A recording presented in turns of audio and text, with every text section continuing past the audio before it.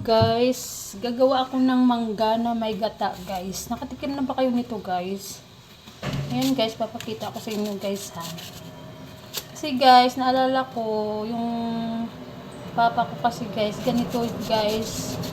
Yung dati, ganito siya mag-ano ng mangga. Ganyan na lang yung mangga guys oh. Tapos lalagyan nyo siya ng gata guys. Alam nyo guys, masarap siya guys.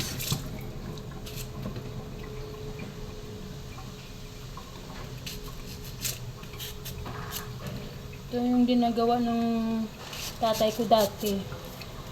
Kaya naalala ko lang, gagawin ko siya ngayon guys. So, ito na yung mangga natin guys. Na-slice ko na siya ng ganyan guys. Oh, sorry. Tapos, pagkatapos yun guys, ay igadgarin natin ng pagganyan na siya guys. Hanggang sa mapino siya guys. Ganyan lang siya. Na-miss ko lang yung ganito kasi guys.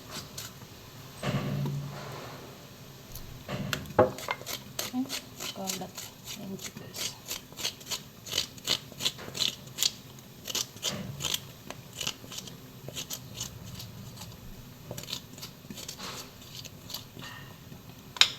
So, ganito siya guys. So, yan. Gagadgarin na siya ng gadgarin guys. So, ayan siya guys. Tapos ko na siya i-gadgarin guys. Ngayon, mag-slice ako ng sibuyas guys.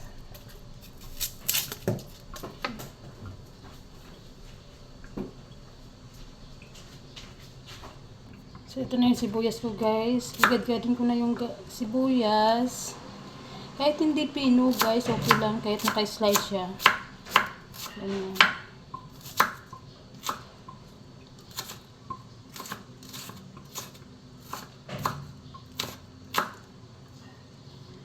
Pwede rin kayo maglagay ng sili guys kung gusto nyo. Pero ako lalagyan ko siya ng sili. Ito isang sili, okay na ito. Alam mo guys, i-try nyo din to guys. Ang sarap nito. Ayan yung sili ko guys. At hindi pwedeng walang asin guys. Kailangan may asin din yan.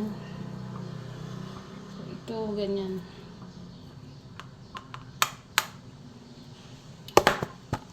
Pagkatapos natin lagyan ng mga sangkap, halo-haloin natin.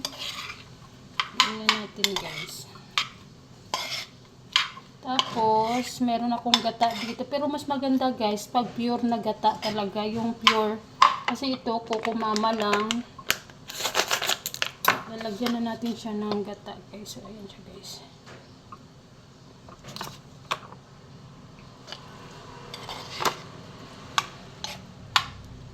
So guys, ang sarap nito guys. Tingnan nyo guys. Ayan po guys. Ito ay ang mangga na ginataan guys. Ginadgad na mangga na ginataan. I-try nyo rin gawin to guys. Ang sarap. Ang sarap nito, promise.